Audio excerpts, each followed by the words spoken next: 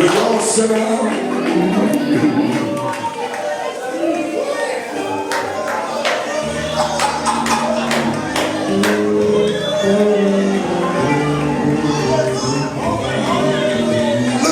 Just tell them I'm blessed and I know I'm blessed. Come on, just go there and just tell them I'm blessed and I know I won't bless. He blessing me.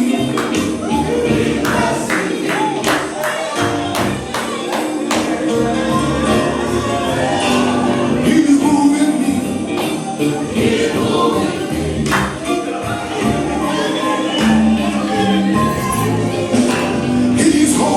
me.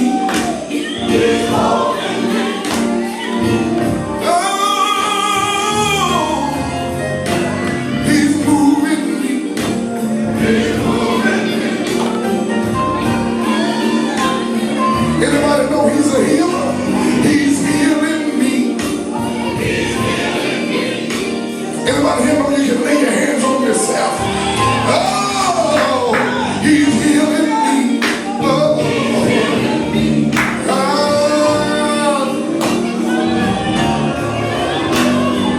over and over.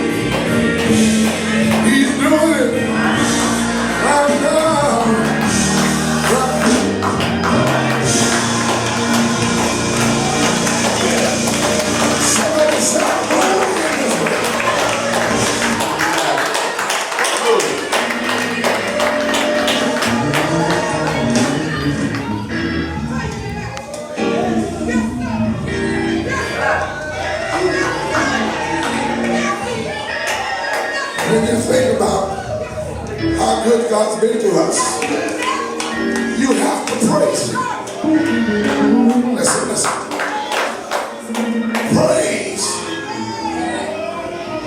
Praise is my instinctive response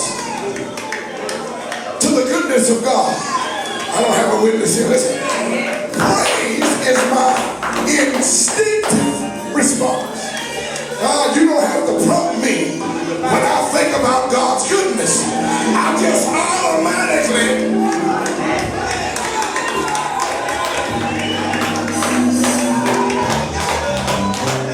We got so much to be thankful for.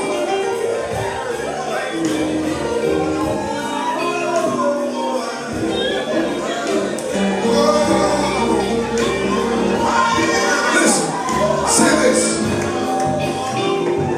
You don't know like I know.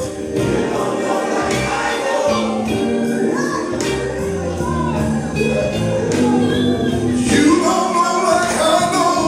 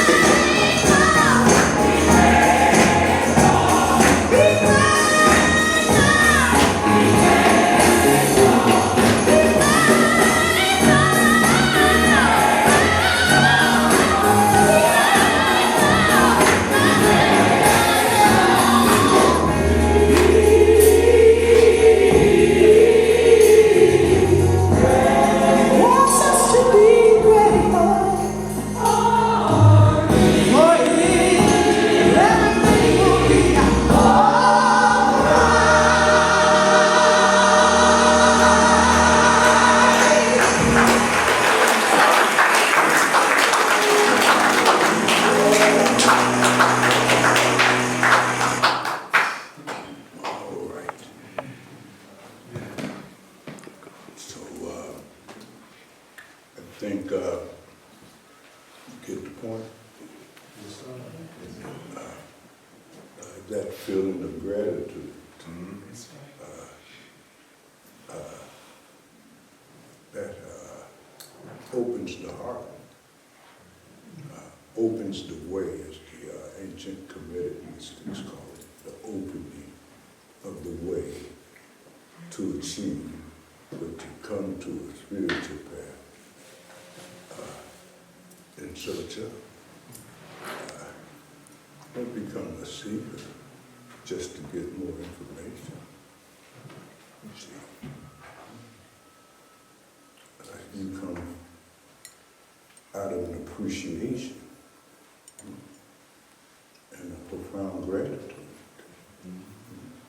for even having even a human body. That's right. When you consider the infinite variety of other forms of life, mosquitoes, amoeba, germs, trees, birds, insects, etc., that could have been your destiny this time around. Look what you got. Your precious human body and lifetime.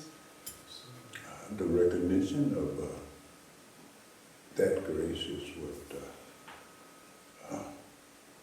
opens up the way to now make right use of that and not piss it away and click, clack, and nonsense. Are you with me? Make the right use of it.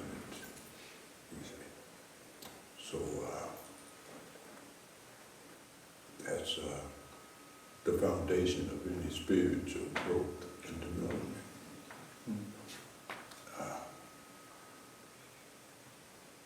It has to come from your heart, not from your head. You see, it's like that.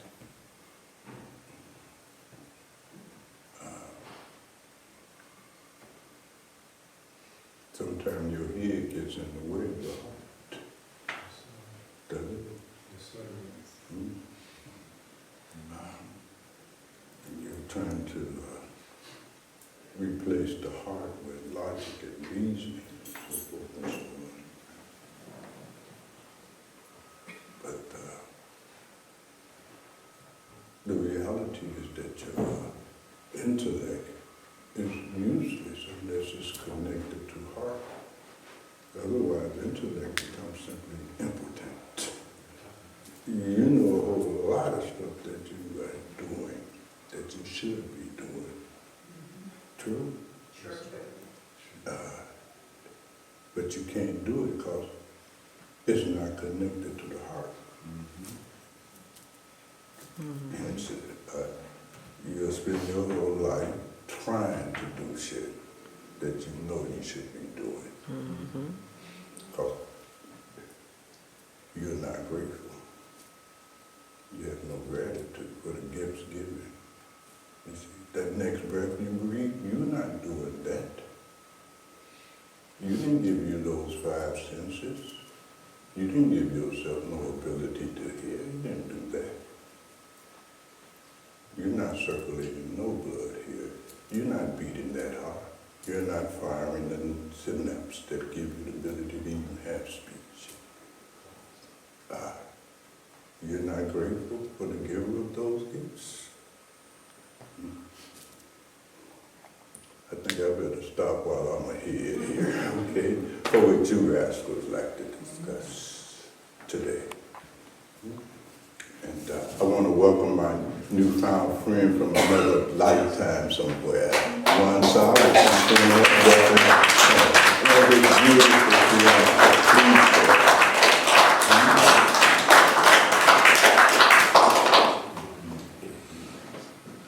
So, what would you rascals like to discuss? Okay.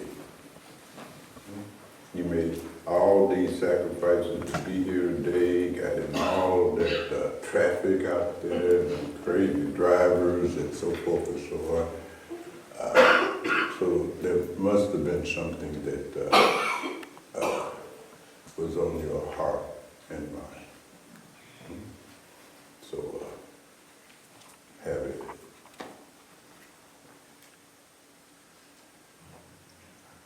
Yes, beloved. We're shaking. We're shaking. Can you distinct or compound on the difference of a weak heart or examples of a weak-hearted person or a closed-hearted person? This is a kind of blindness that is usually the result of great vanity and arrogance. Are you with me? Where you are presuming that you are the source of all of those things that I just mentioned to you. And so, as long as this egoic presumption is there, are you with me? Your gratitude is just basically for having an intellect. That's not enough. The heart is, I don't know if you all understand, you have to at least have a heart that is open enough to have loved something. Are you with me? It don't even have to be this high level of love, but certainly you have had to have the experience. You see, you ever loved anything, son? Okay. Why did you love it? You said, why did I? Yeah, why? What reason did you come up for logically for loving? Whatever It wasn't was, logical. It wasn't a logical reason. It wasn't? How did it happen then? Damn, don't be shy. You at home. It would happen, I would say, nature. No. Nature, whatever happened to you happens, that open heart will come through another human being. I was loved. Hmm? I was loved, so Yeah. that's what gave me the opportunity to love. Yeah, that's what I'm talking about. You were loved. You see? And you shouldn't forget that no more. And when you recognize you've been loved, automatically you feel the impulse, the need, the compulsion to reciprocate that.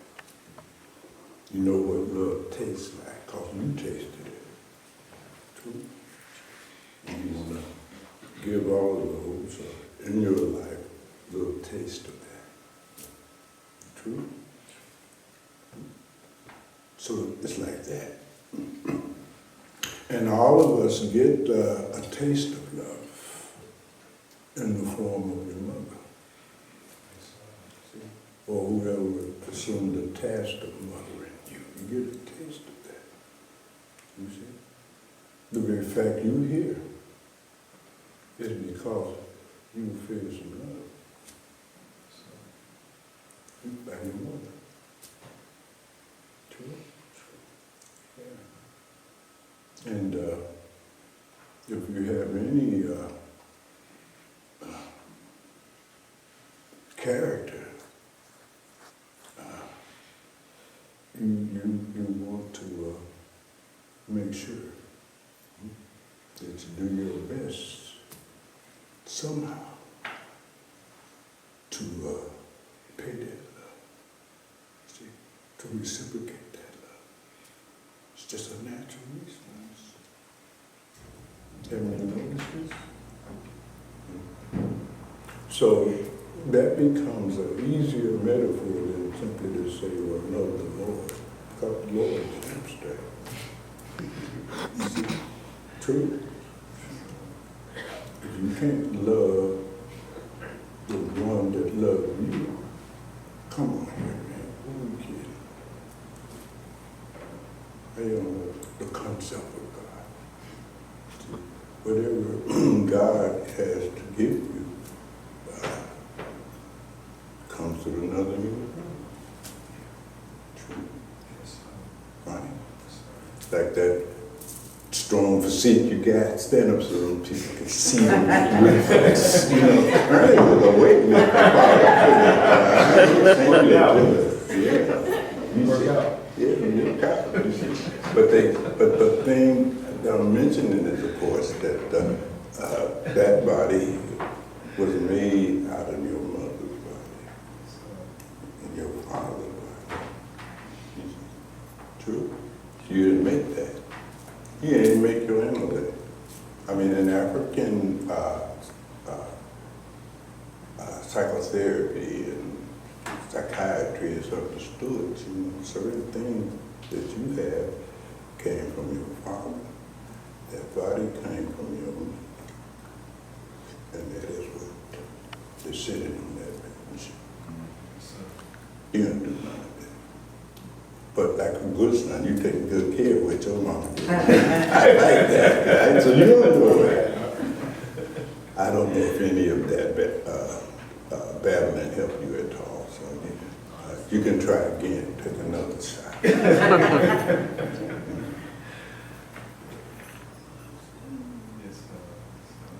Something else you wrestle to consider. Yes, but no.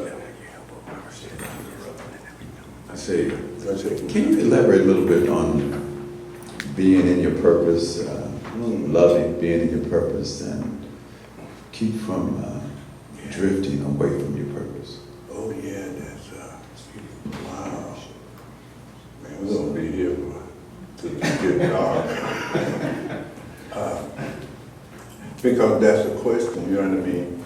At some point, you see, when as you mature, you see, there's a certain level of spiritual maturity that occurs first before you even would pause and stand back from your life in the way you are living to find out what is the real purpose of my life, you see. And when you stand back and you reflect on that, are you with me? Right. 'Cause it itself is like a kind of meditation. You have to be still to know to recognize and even begin that search. What's my purpose here, right? How old are you now, beloved? 70. See, you grown. You grown, man. My daddy used to tell us, he said, you ain't grown, boy, until you get me 70. he lived to be 100. So I'm glad he dropped that wisdom before he left here. Are you with me? But yes, see, after 70 years here, right? And you have been living, and you have done many things, you see. You have sought for something.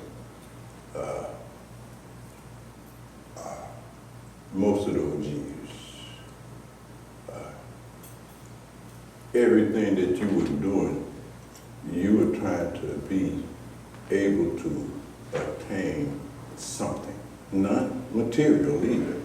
What were you seeking, beloved? What have you tried to do with your whole life? Be of service. Be of service, yes. And being of service, what's the benefit you get? Why would you do that? Feeling of satisfaction that there you go. You've been seeking satisfaction. You see? That satisfaction is a kind of sign that you've been seeking happiness. Fundamental. That's what everybody up to. You see? You just trying to be happy. Capital H. Are you with me? Happiness, once attained, there is no need to do nothing else for the sake of being happy. Right? Fulfilled. Fulfillment means I'm done. I'm full. You know what I mean? Right? Now, people just even on the physical level, they can eat food and never feel full. You see, there's consequences to that. See, they out of touch with it. You ought to have an eating disorder or something. But you get my point? Hmm? Right. Happiness. Peace of mind. Right? But there's no more worry in here. No more anxiety. You follow what I'm saying? No more fear or anything that could disturb your state of equanimity. Peace that surpasses all understanding. Happiness that is always, already your condition, no matter what is going on around you. You see, that's what you've been looking for. That's what everybody's looking for. You see. So you asked the right question. What is the purpose of human existence? What are you here for? Well, you are here fundamentally to attain that state and help others to what you call service to do the same, because that's what they're looking for too. That helping that you're going to give to others and duplicate what you have been blessed to experience. That's called love. So in some sense, the purpose of life is to end your suffering and find your happiness and then serve others. Help them reduce their unhappiness. Because people are suffering. You see? They're suffering. You see? They've done 1,001 things that they thought by doing that, I'll have this happiness, capital H, and they have failed. You see? Because they're trying to do something externally to get it. You can't get it like that. You see? What you're looking for is within. You see? Jesus said the kingdom is within. You're trying to build you a kingdom out here. You see? And you will fail. Right? And you will not be happy. You see? At all. You'll be driven out of fear because you done tried, oh my God, 50 different strategies that you thought would make you happy, and none of that shit made you happy. You see, you confuse pleasure with happiness. Pleasure is not happiness. Pleasure comes and goes. You get a little hit and then it's over with. Happiness is not like that. You see. And so you search. You're looking for ways. What can I do out here that would give me that happiness with a capital H? But your search is grounded in ignorance. You see.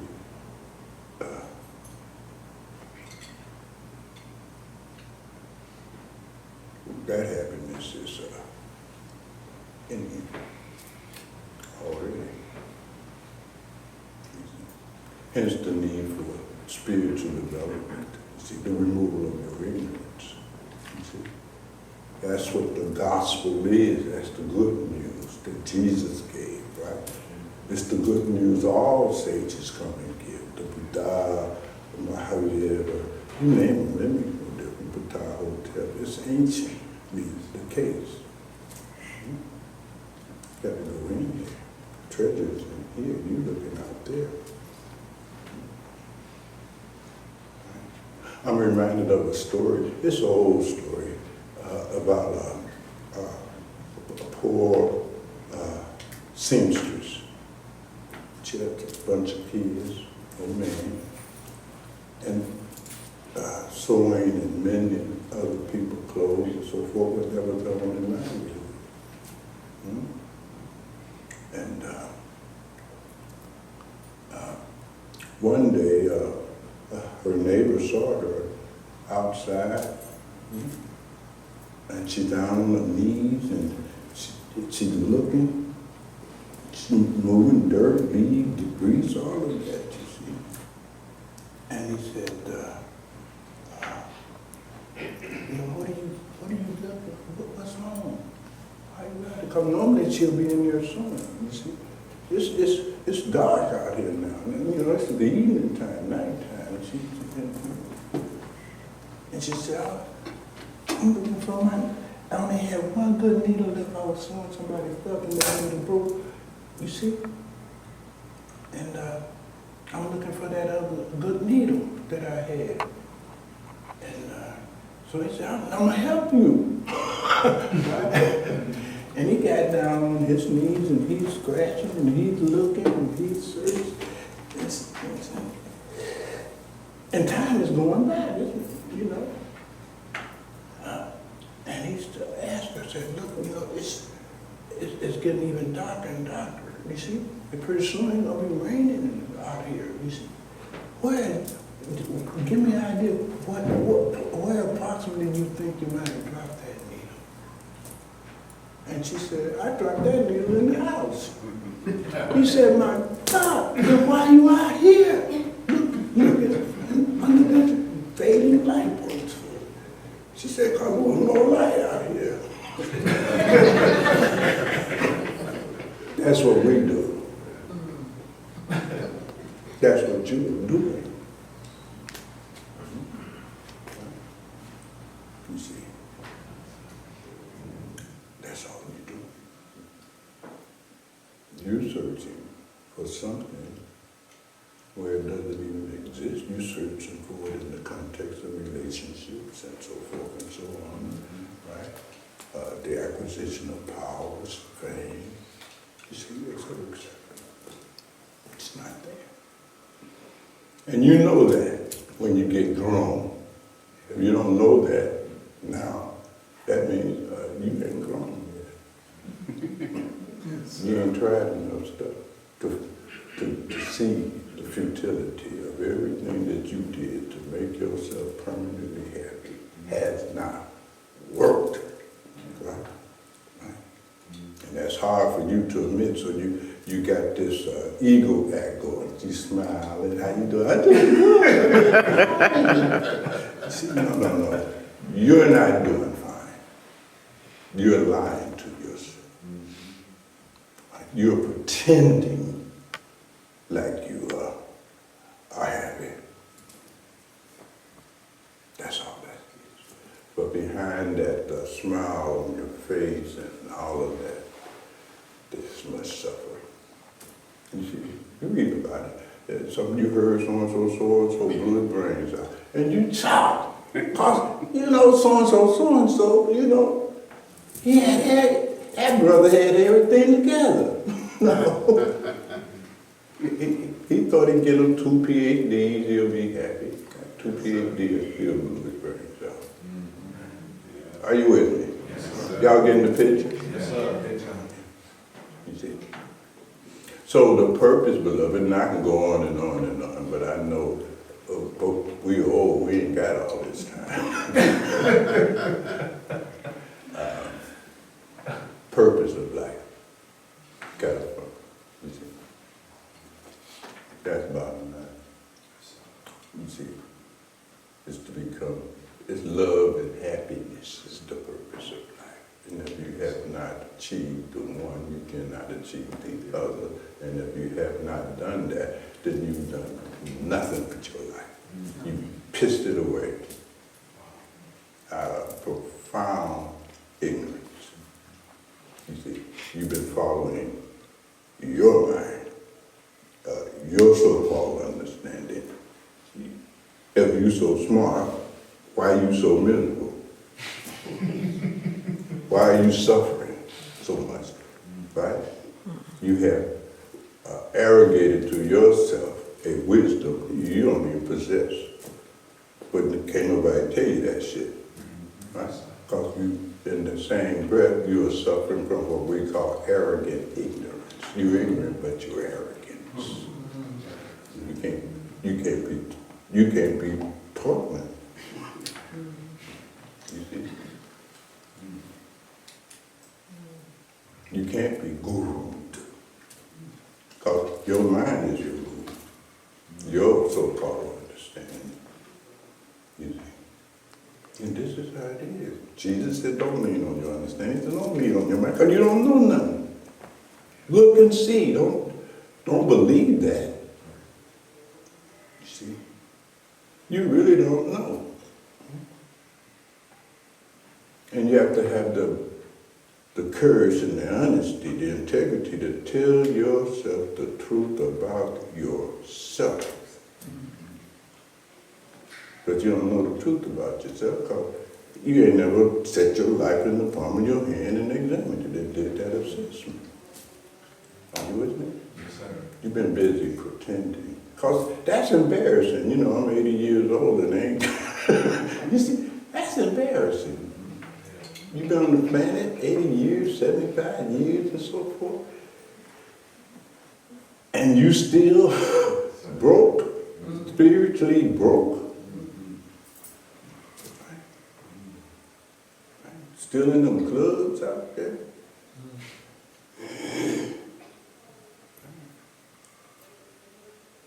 Oh man, I didn't anticipate this here. I'm sorry. Somebody else changed the subject here to something that I don't want to depress you. But that's the truth. What's your name, beloved? Ivan. Ivan? Aya. Aya the Great. I like that. Very good, very good, very good. And we can say so much more. You see, the other side of the my remarks to you are at a very personal level. And so this is not the context for that kind of discussion. You know what I mean? Mm-hmm. So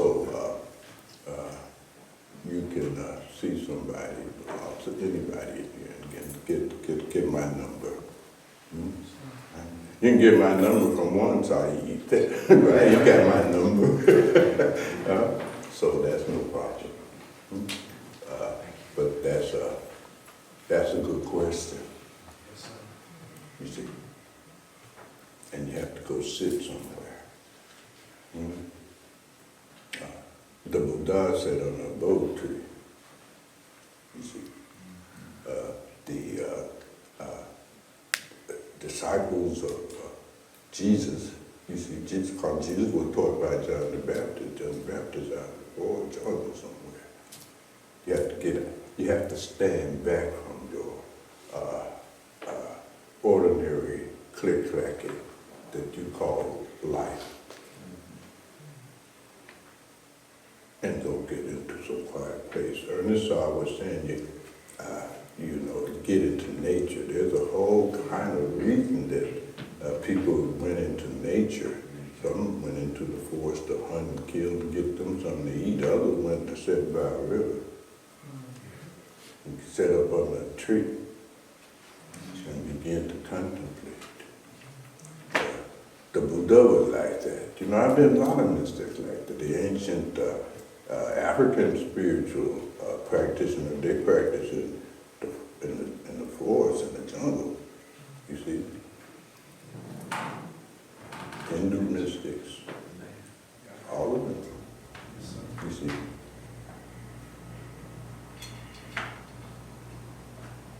You have to get quiet and go sit somewhere. And nature is nice because the trees don't say nothing to you, disturbing you with all that gossip. And you just that tree and they don't ask you, Bhagwan, why don't you get up and go get me something from the grocery store?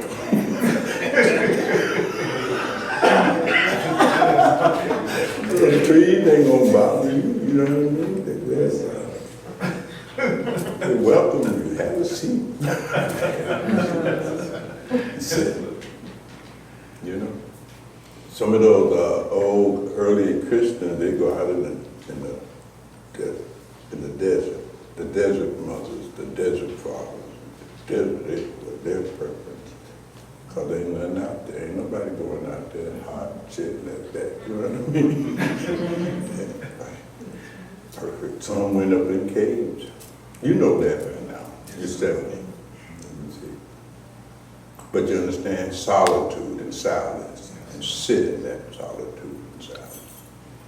Right. And find yourself out. Find out what you have devoted your entire human lifetime to. And if it wasn't purposed, you would know that too, because you ain't satisfied. You are not fulfilled.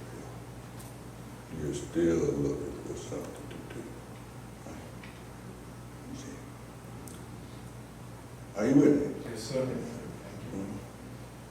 Like that. It's like that. Or you're looking for someone to make you happy.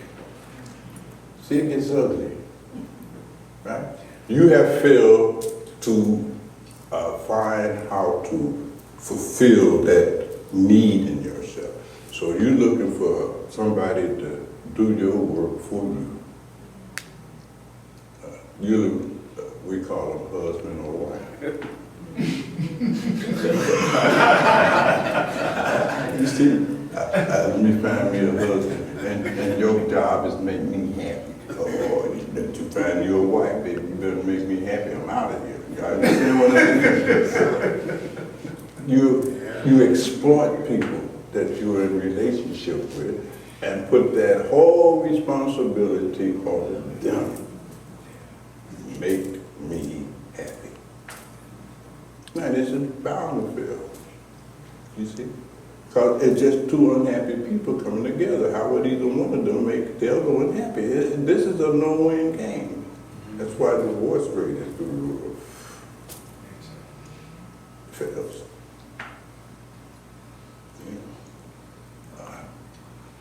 So this is a big deal. So,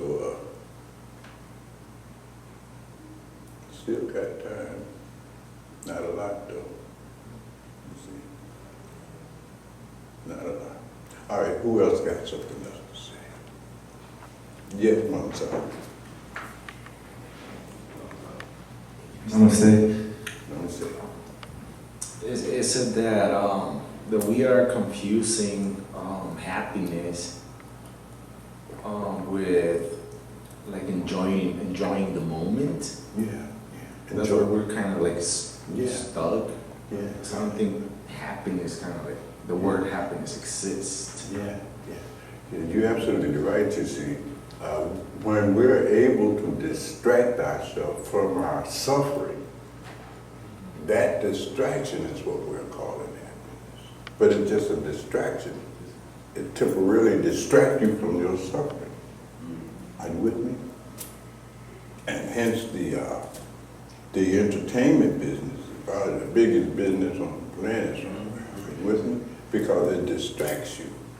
Are you with me? It's like there's a metaphor once where like an ostrich, right? And then there are predators of ostrich, right? They eat ostrich, right?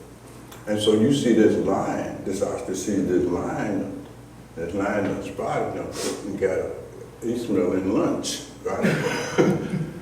And he's moving down on this ostrich, running like hell, right? And finally you see, if you notice something about, they put their head down in the hole and say, he can't see me, I can't see him, so he can't see me. And he becomes lunch. It's like that. So, and that's what we're doing. If you look at the vast forms of everything you are doing it to distract yourself from your fundamental state of suffering and unfulfillment. That's what you're up to. Right? And And sooner or later, you're gonna run out of things to distract yourself with, right? You're gonna get old, so you can't distract yourself with no sex. And even those who can do it, you only can remain distracted for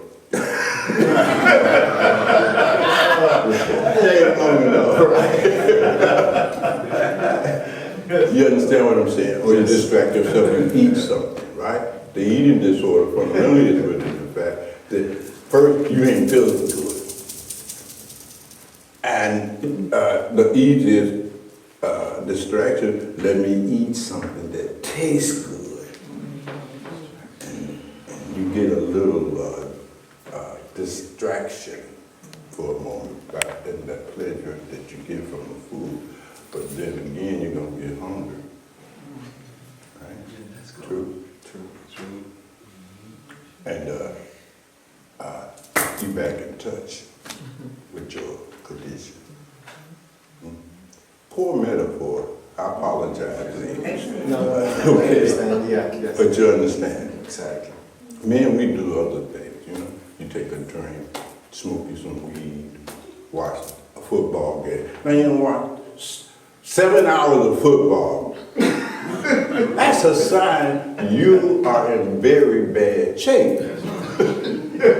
You need 7 hours of football until you can recover, until you get full.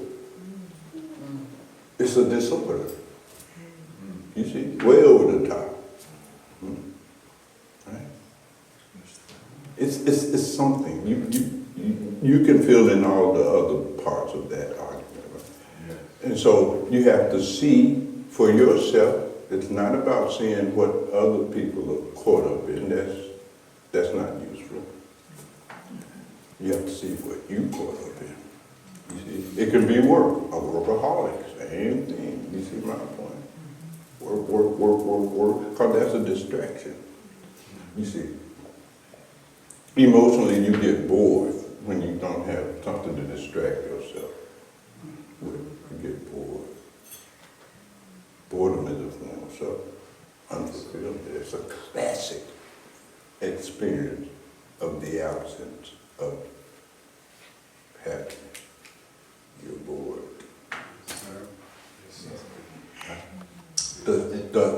You most welcome. The sadhu sitting up in the cave, right? Up there, they spend their whole life of the day bored. You know what I mean? So much more can be said, but Exactly. you know how to reach me. Mm-hmm. Okay, very good. Something else you asked us would like to consider?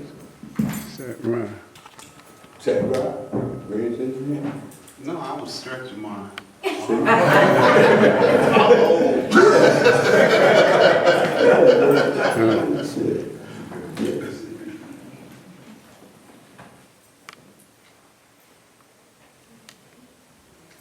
Yes, beloved. Yeah, Rashid, my advisor. Thank you for speaking to us out of your grace. And it was some years ago. I was going through I ended up a relationship, and with that, you know, the children left too. And I found myself, you know, hanging out a lot more, but I still, when I get out by myself, I was feeling bored. And some was missing, and I came and talked to you about it some years ago, and you told me that, like you said, boredom is a negative state of mind, because I didn't feel good. You told me to get more into my aloneness. And you said this, and it just stuck with me.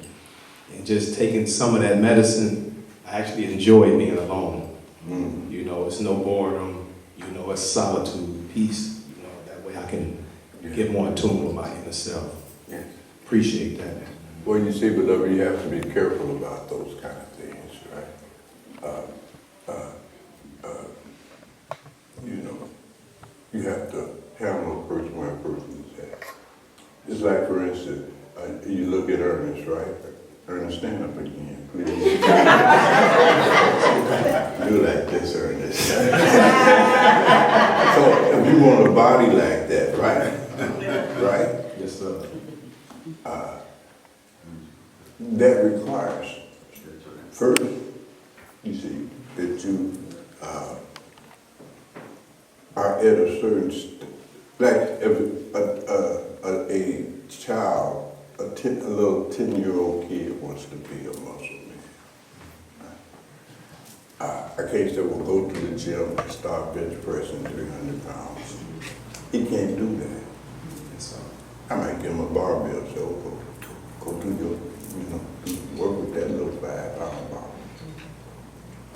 The advice is given based on where you were at that time. How many years ago was that? At least about more than 10, 11 years ago. Right. You see, that's 10 years ago. You have to deal with the right now. Yes, sir. You see, sometimes you see, like in life, there's karma. There's give and take that's going on here. You see, yes, sir. and though there are some very intimate others, significant others in our lives where we have the most common. That's why they're significant others. Are you with me? Because the karma is there, the give and take is there, right? Yes, The reaping, it has to go on here. You have certain duties here. True, right? yes, sir. Based on your roles, you see. Like one of your roles, you somebody's son, right? Yes, sir. That means you had a mother, you had a father, right? There's certain duties that come with that for a son. Right? Yes, sir. Son has certain duties. The mother did her duty. Your turn to do your duty towards your mother and so forth. So you have these roles. Are you with me? It's development. You follow my argument, right? Yes, sir. You ask somebody to marry you, okay, shit, you got a duty now, right? And for a male, that role is called husband.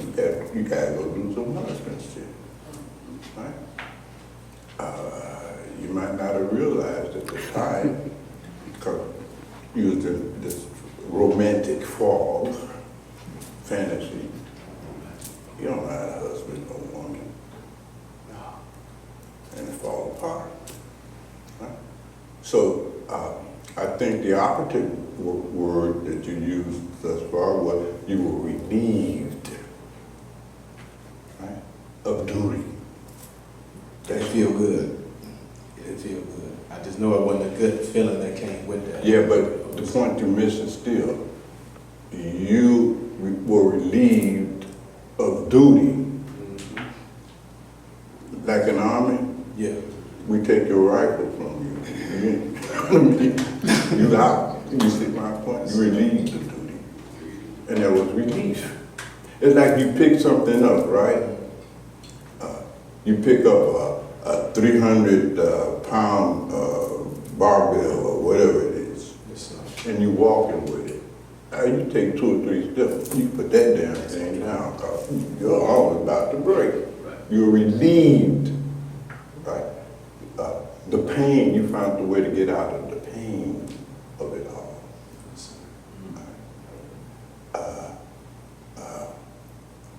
You give me a call, I'll update you from 10 years ago. I'll take that. Yeah, I have to go personal, you see, because I've been knowing some of these rascals since they were little kids, right? So I have to go personal with you. You see my point? Yes, sir. Now what? Been knowing him a long time. So I just want to, when there's, like when you explained it's kind of a thin line, is that a thin line between consolement?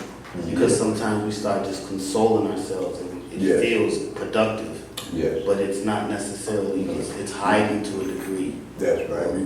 Relieve, you see, control it, justify it, rationalize it.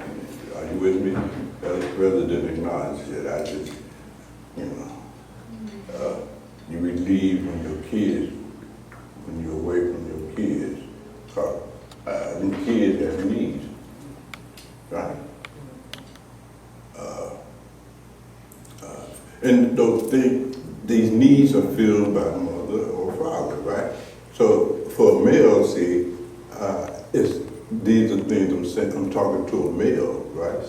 A male legal at that, right? So there's a certain kind of response that I have to give. But just in general, right? How many fathers in here? All right. Well, when you're doing father, right? When you're doing it, that takes everything. What does it take to be a father? I mean, think about it.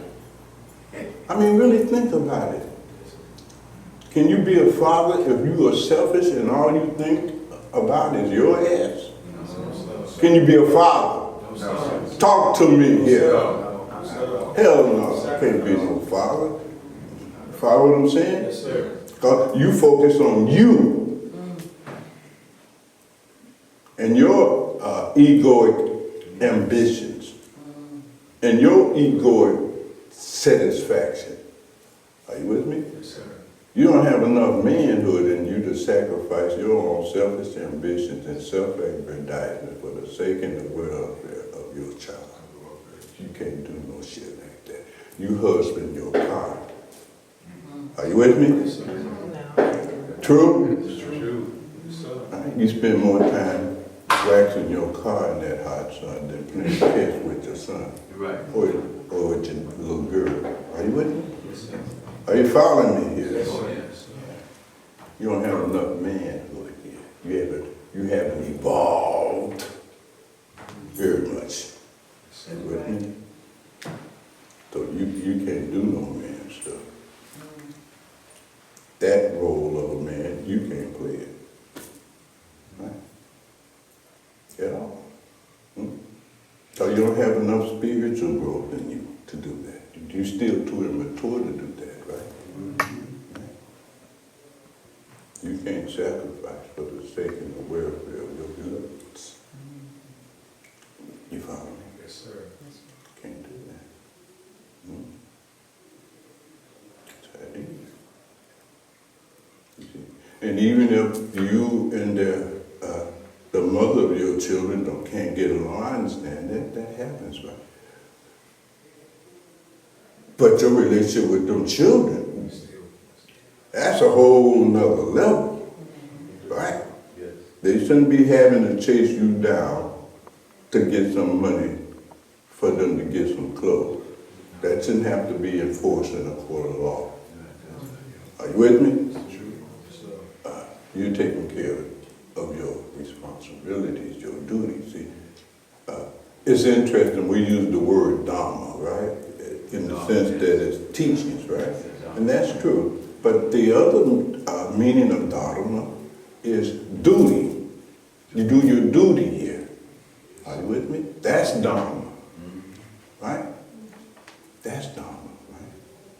So you can have conversation about what your duties are and learn things about doing duty and all of that kind of thing.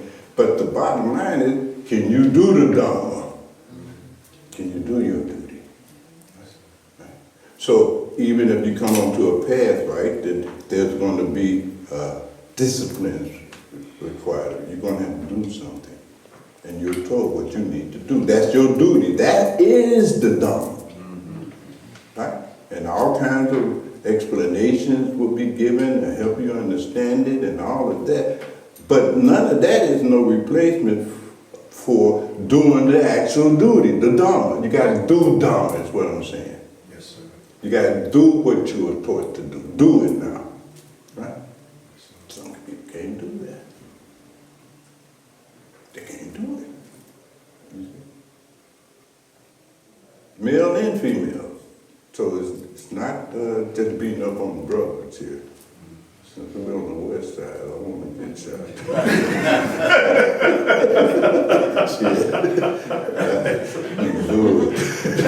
In the bar world on side, I can't take no risk here. Right? But you got my point here. Yes, sir. I love it.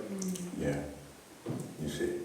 See, that's what we call being self-deluded. When you got when you believe you're doing something that in fact you're not really doing. It's like, I remember going to high school, right? And with this guy, right? And this guy, actually, his concept of himself, that he was an Einstein. We used to see him, you know what I mean? A nerdy guy, he had the little briefcase. He got all his books, had books all on his arm and stuff, right? And he's walking the nerdy walk and all. He's really eccentric, right? He's a nerd, right? I actually thought this boy was smart. I really did. Yeah. Until I had a class with him. None but U's back then. U's everywhere else, what they could have. All just getting that, right? None but L. And he put them in the briefcase. Right. Or you go, or you know, we work with a lot of guys that locked up, right? In prison, right? And so you could see that in a lot of inmates in there. Are you with me? They locked down, right? They didn't even finish. They, you know, they trying to build their vocabulary and they learn some jargon. Like you got a PhD in this or that. You ain't got no PhD, man. You just, that's prison talk. Are you with me? Yes, sir. Because that helps you maintain your image in the joint, right? Now, there are some brilliant people in there, don't misunderstand me, right? But it ain't dependent upon no jargon. Learning how to talk like you're intelligent is not equal to intelligence. Are you with me? Yes, sir. Look in your life, that's where you'll see the evidence for intelligence. Not in your vocabulary. True? Yes, sir. It's true. So it's sort of like that. Sort of like that. So yes, once you see, you have to really you have to really seek the truth about you. That's the foundation of a real seeker. You say you're seeking truth. So you're all over in Europe somewhere, in a library somewhere. No. A real seeker of truth starts with seeking the truth about themselves. Are you feeling me here? Yes. They don't start with a Himalaya mountain of books. Are you with me? Yes, sir. Go ahead. You see? That's the truth that you need to know. That's the truth that sets you free. Right? You see all them scriptures you done read, you ain't free. You ain't got no moksha. You ain't got no, you studying. You done heard 1,000 talks like this. You know what I mean? Done you absolutely no good. You want to know the truth about all kinds of things. Are you with me? How did the universe come into being? You see my point? How many lifetimes do I have to go? I mean, you want to know the truth about everything except the truth about yourself. Yes, sir. Right? We're going to look historically, you know, when Jesus started telling them people the truth about themselves. Don't you ever see? Yeah, like that. Mansoor, when he started telling that truth, you know, killed him. You can't handle the truth. You're seeking for the truth about yourself, and when you can't handle the truth about yourself, that's when it's all over with. You're off to the next way, because you can't handle that.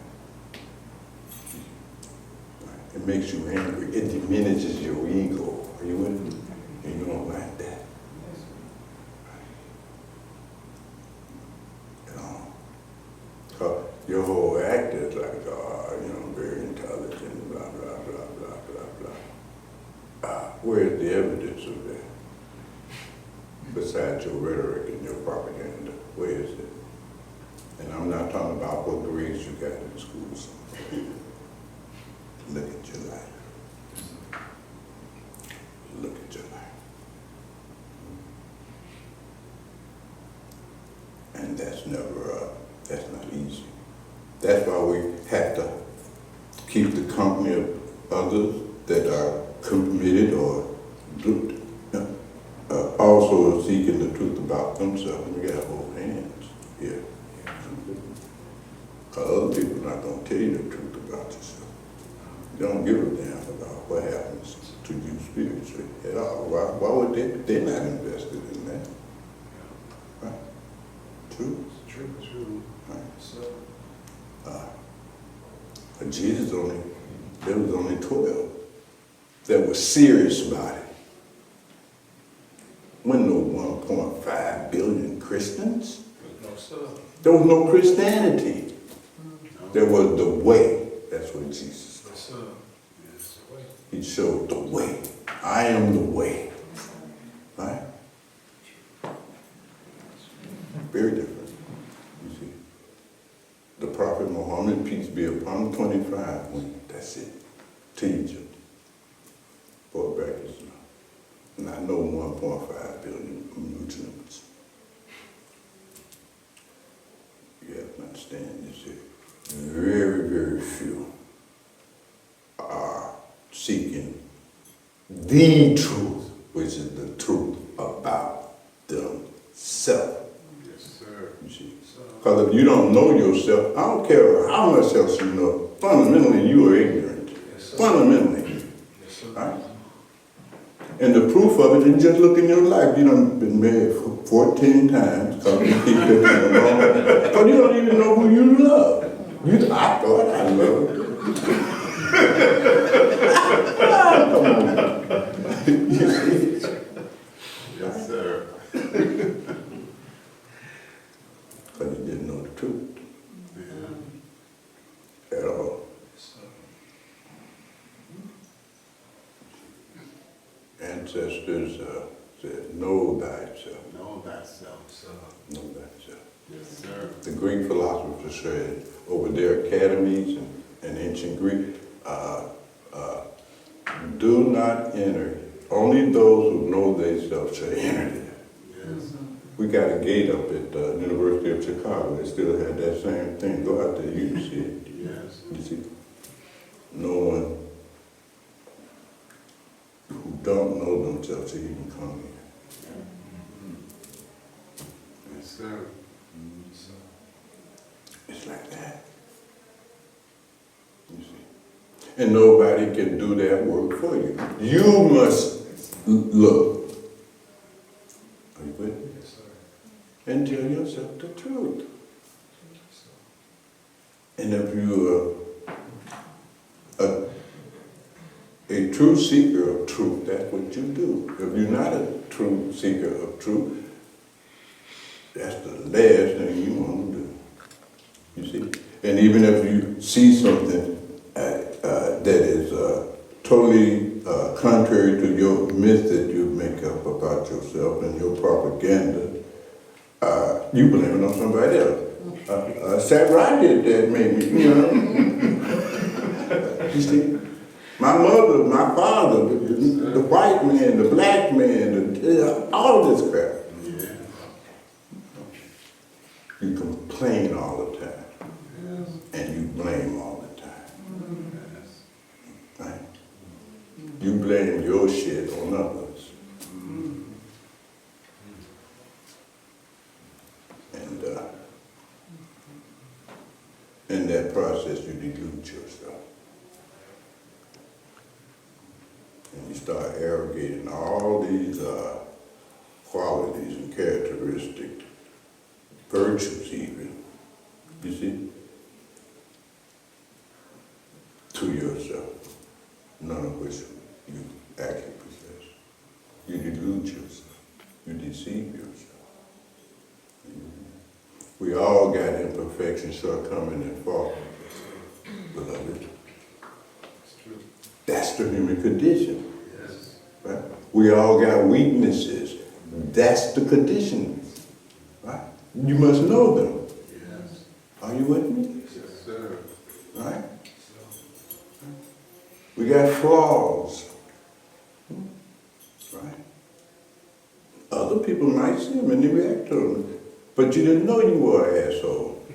So you're offended. You understand what I'm saying? Right? You didn't know that about yourself.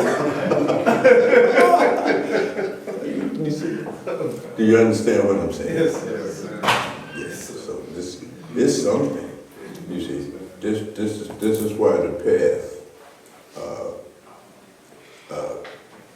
is so difficult, because it is not a party at your auntie's house at all.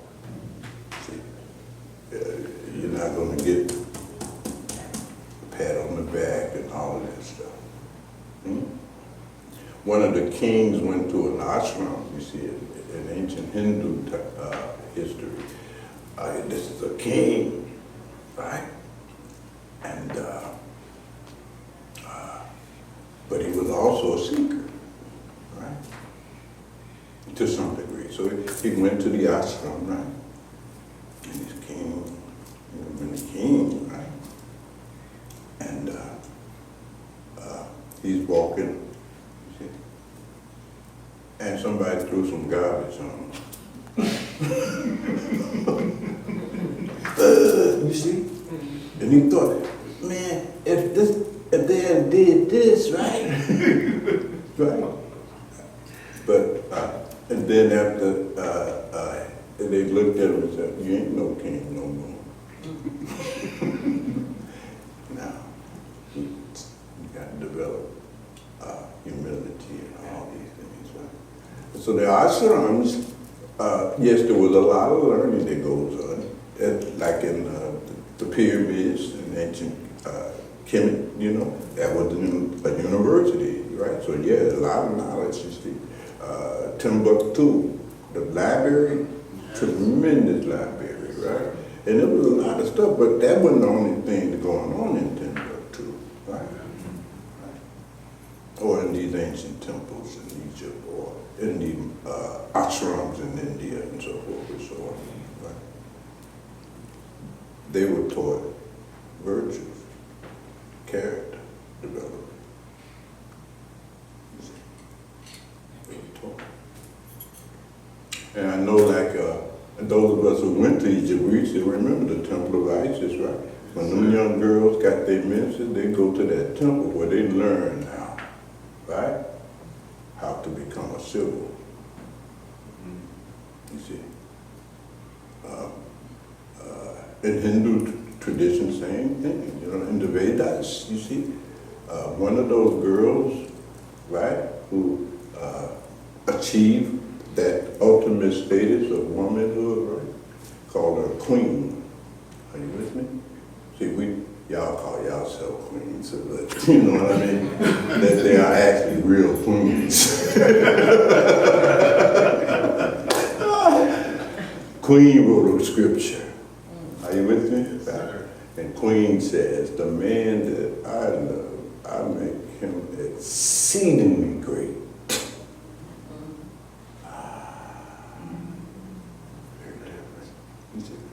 Not only the man she loved, the son she raised, she turns them into Pharaoh quality. Queen Mother puts the Pharaoh on the throne. You don't run for office. Are you with me? Yes, sir. That's Queen. That, you see? She says that the man I love, I run to his side like the wheels of a chariot. Because he was made out of his ribs, so says God, to protect his heart. You see? Right. If he out there in the world and beat him up, he broke them all up, she run to him. You see? Sir. Yes. And give him back his feelings. Man. In slavery time, those old slaves, female slaves, right? The man out there picking cotton all day, being whipped, treated less than human, right? Like an animal, made to eat with the animal. They had to eat in the same trough pigs were feeding them. Just totally destroyed their manhood. Are you with me? Yes, sir. And round about midnight, Yes. their chores and all of that stuff come to an end, and they can go on back to them slave checks. Are you with me? Yes, sir. Them women that they were married to in their own culture, right? So forth and so on. Done slipped up and stole a little cornmeal somewhere, right? And they come and mix it in with some water and found a way to make them some water cornbread and push that plate to and give them back his experience of being married. Yes, sir. Yes. That's queen. Yes. That's queen. Yes. In her sutra, she said, the man that I love, I make him into a sage and the teacher of other men. Yes. Because she was a Sarada Devi, you see. She made Ramakrishna Maharaj Yes, sir. the great master that he became. She did that. Yes. She raised Vivekananda, who brought Eastern philosophy here in 1893 at the World Fair. She did that. Great mothers. And not just in our own personal history, it's there in all of the different cultures. You know what I mean?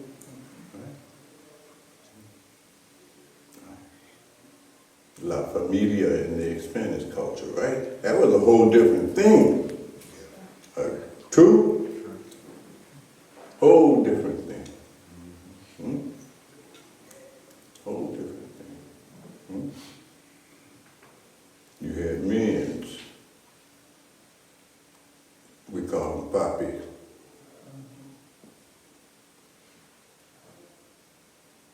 Work 3 jobs to feed this family. Yes, sir.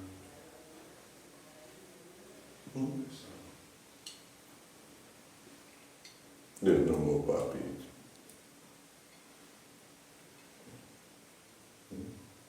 Do y'all understand? Yes, sir. So, this is it. So, if you have a son and you don't have enough manhood to father this boy, you look for Harvard.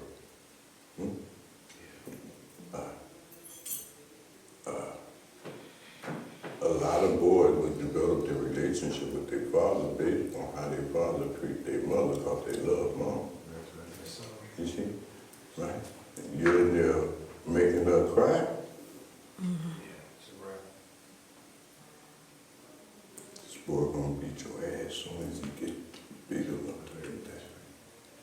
He ain't gonna have no respect for you. Period. Because the way you treated his mom. This ain't the song. Y'all feeling me? Yes, sir. Yes, sir.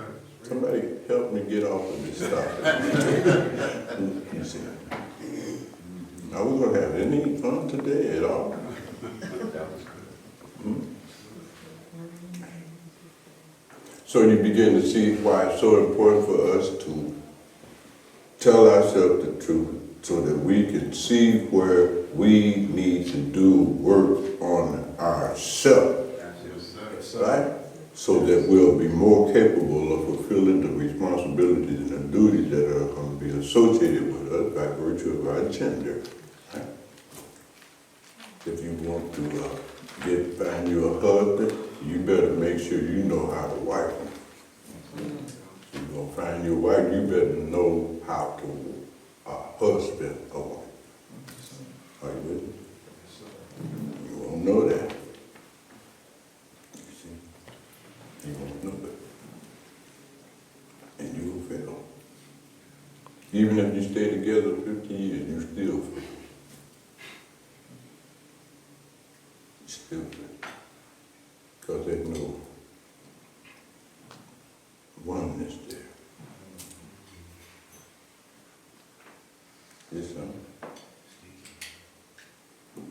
So ultimately, you have to decide what kind of human being you want to be. Okay. That's your choice. You have to decide. Now, what kind of human being you want to pretend you are? What kind of human being do you really want to be?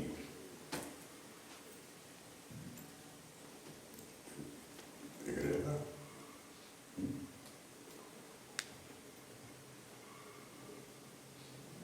Figure that out.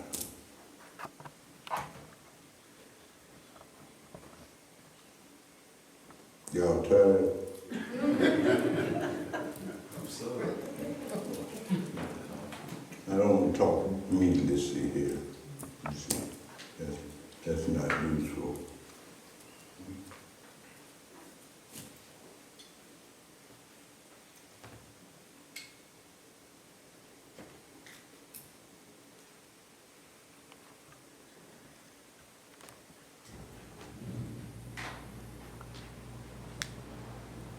Like this here. Man, y'all look that tree.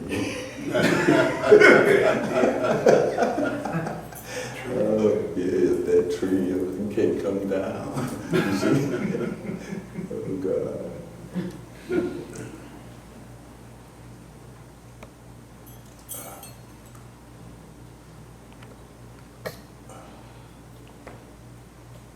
So, not to worry.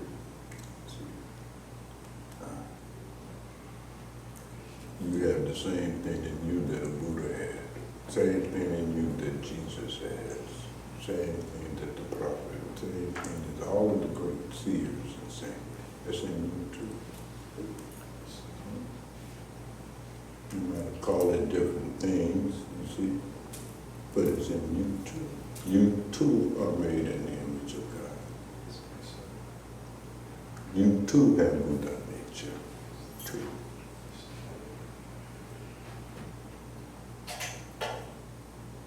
And the discovery of all our imperfections, shortcomings, and faults, it just points out the work we need to do so that your inner divinity gets made manifest in your life. Are you with me? Yes, sir. True? Absolutely. True. Yeah. Yes, sir. Yeah. You see, it's in you. There's Isis in you. There's Osiris. It's all in you too. You're made out of the same stuff. Yes, sir. You just got to work. Just go work. Don't beat up on yourself and all that. That's not useful at all. That's a waste of time, energy, and attention, right? You too. I remember somewhere in the gospel that Jesus was saying, "Why ye marvel at me? For ye too are the sons and daughters of God." True? Yeah. You see? I mean, you're doing all this stuff, oh, Jesus. And you say, why are you doing all that stuff? You know what I mean? He said, you are also a son of God. What is this? You just don't know it yet. Right? Because normally when we go through the parenting process, we're told who we are. Oh, you're a bad little girl, or you're a good little girl, or you're a sweet little girl, or you're a bad little girl. No, I tell you made out of the same stuff as God. You see? Yes, sir. And you are. Yes.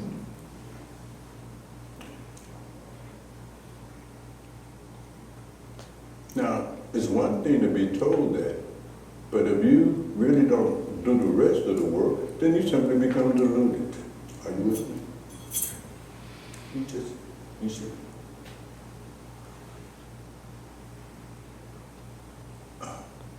That's all. When you say, I am my Father, I want, it doesn't carry and reflect the same thing that Jesus reflected. You just brought up some shit you heard. That's all. The great Mahavakyas don't pertain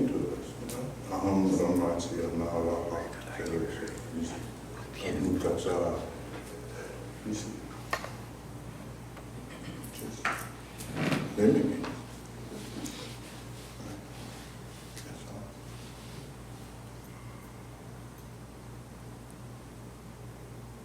So, this is the word, children. It's up to you. It's up to you. It's your human lifetime. It's a great gift that you've been given. Precious human body. See my point? Why waste it? And piss it away. And never do with it what is possible only as a human being. You see? That's that red out there in the alley, he can't become enlightened. You see my point? That's not possible. Only in this body. This is the Naramne David. This is the temple of God. Not that building out there somewhere. This is it. And what you're looking for is inside this temple, right? And go get that, right? While you can, right? Because this temple is not forever. Your human lifetime is not forever. It's a very brief affair. Haven't you noticed? Yes, sir. You were just a few years ago, you were a young teenager and all of that. Look how fast that time went. Just like that. And the older you get, the faster it goes. True? True. Right? And as you reach a certain point in that flow of time, the body start reminding you, hey, right? Because body is in reality, your mind is not. Your body is. Right? Your mind said, I guess I get up and I go and run 12 miles, and the body said, no, I wouldn't do that.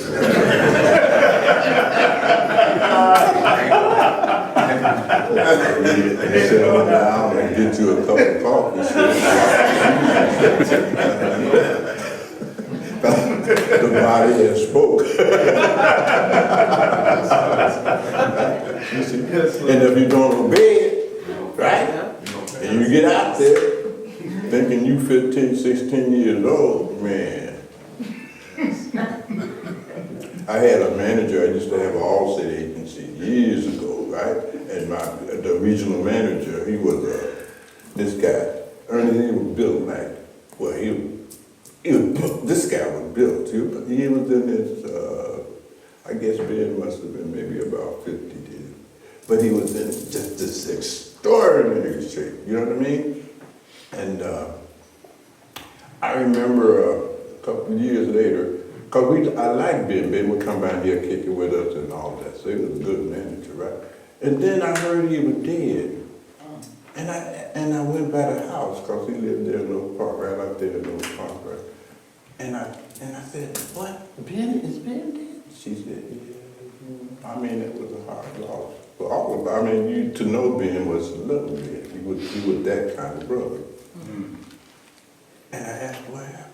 He went on a treadmill. He was running. That was his routine. He had a heart attack. Just like that. Yes, sir. Just like that.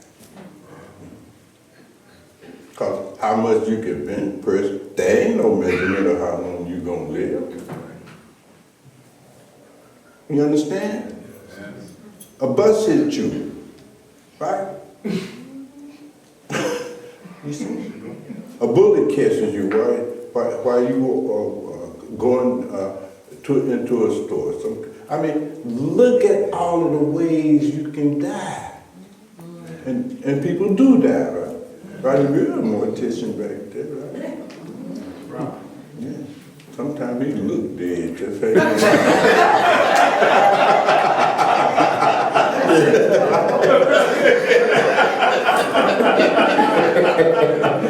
You see, that's bad company.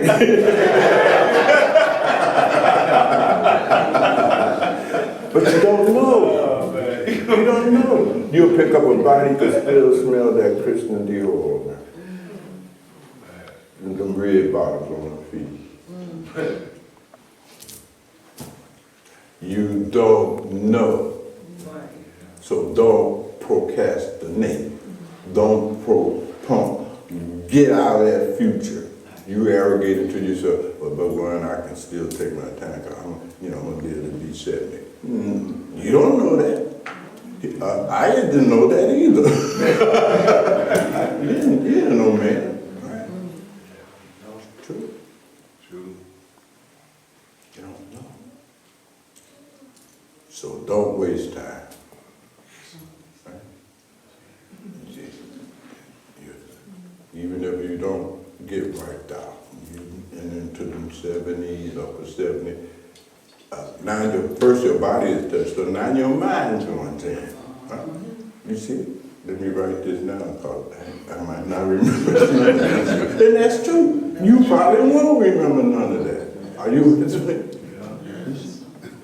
Mind start getting old and dysfunctional. You see? Then you get dementia. Right? You see? Men, when we reach a certain age, we become grumpy. Y'all notice that, lady? Just right, that's right.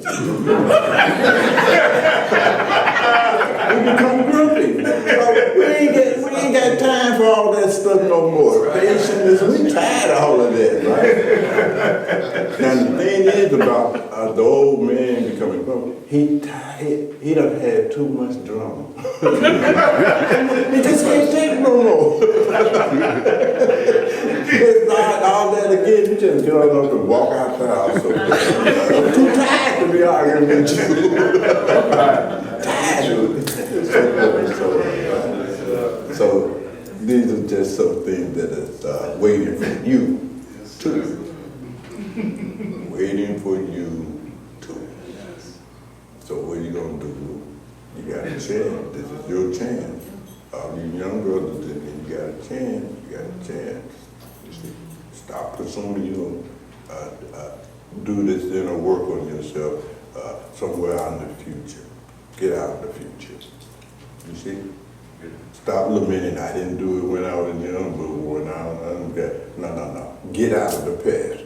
Get out of the future. Let's go to work. Right now. Right now. You see? What you did in the past, okay, that's over with. That don't even exist no more. That's just a memory in your mind. Future, that don't exist either. That, you see? That's just in your mind, right? Go to work right now. You see? Go to work right now. It's like what you do when you eat and you sleep and you drink liquids to keep maintaining the body. You ain't gonna say, well, ooh, I know I should eat some today. I ate some yesterday. You don't say that. You're gonna eat today, right? You don't say, well, I'm gonna wait a couple of years when the prices go down. You don't say that. You don't care what the prices go. You're gonna get some groceries today. You see the immediacy of it? Yes, sir. But when it comes to the spiritual thing, I got time. Why? You ain't got no hunger. You don't have no mukshava. We call that mukshava, right? The hunger for liberation. You hungry for it. You want you some liberation. I can't wait to get liberated, right? You hungry for it. You hunger for it. You thirst for it. So says Jesus. You don't postpone it. You don't postpone it. Simply the sign you scared to get straight. Fundamentally. You scared. That's all. It's fear-based. You're afraid to change right now in the present. Right? You're going to change, I'm going to change in about 15 years.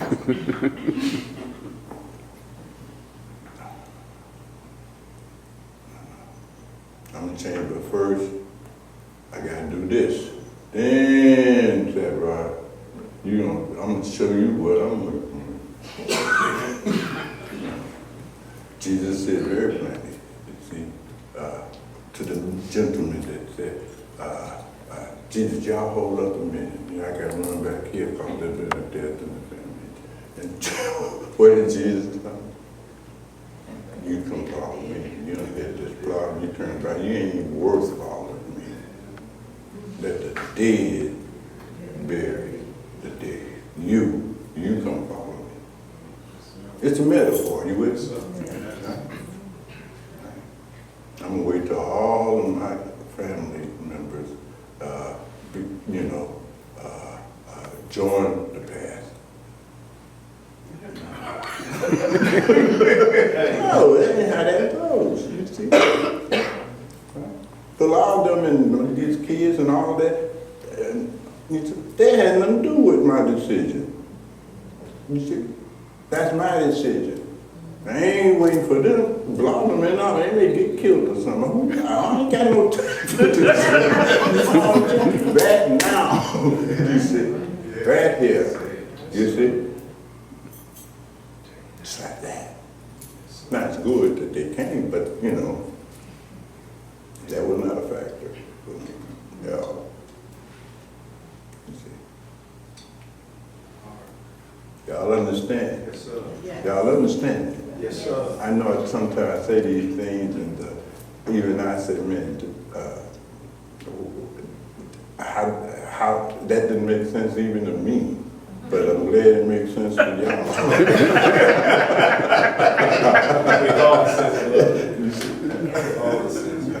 But that's what you gotta do. Yes, sir. I think we had enough for today.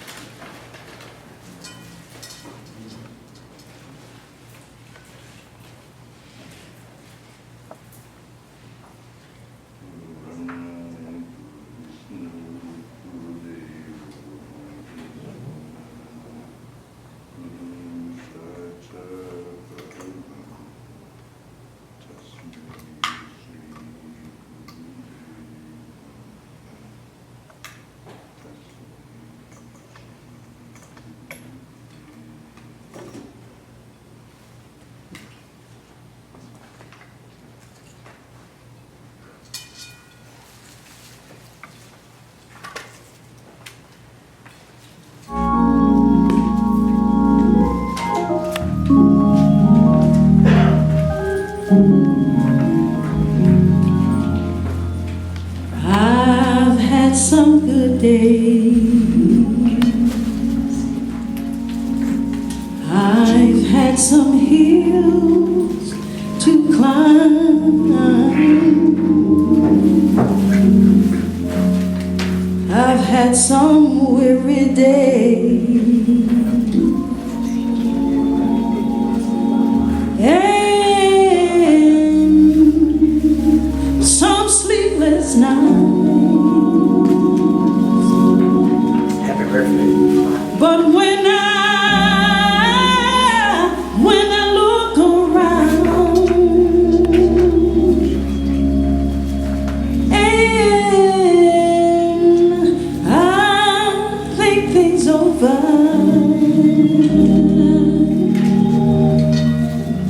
all of my good days outweigh my bad days. And I won't complain. Sometimes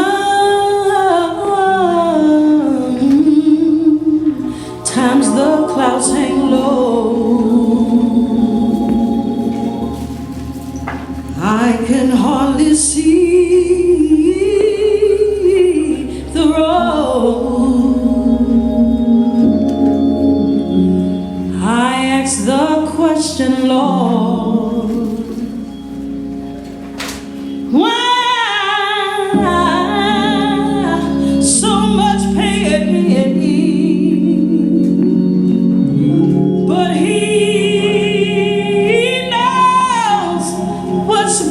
for me. Although my weary eyes, they can't see.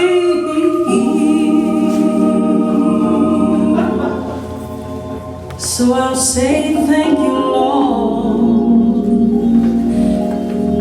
and I won't complain. The Lord has been so good to me.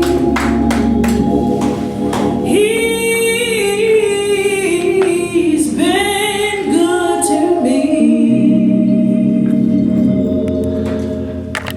More than this old world or you could ever be. God's been good to me. Yes, He dried every one of my tears away. And when He came and He turned my midnight into day. So I'll say, ooh, I'll say thank you, Lord, and I won't complain.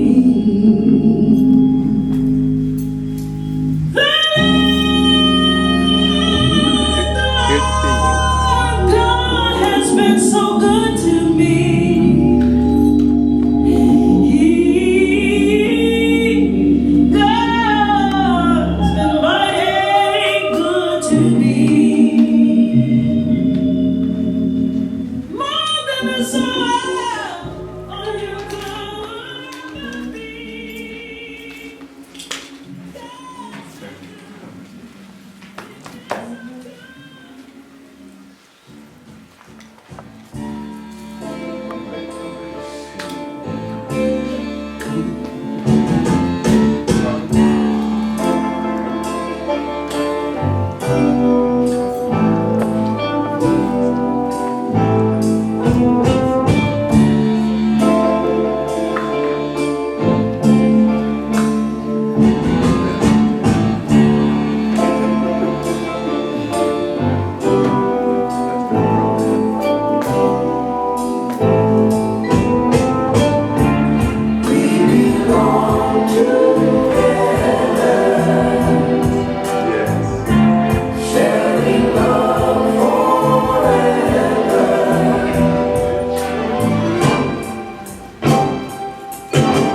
Where's the love we said would never die? Is it gone and lost forever?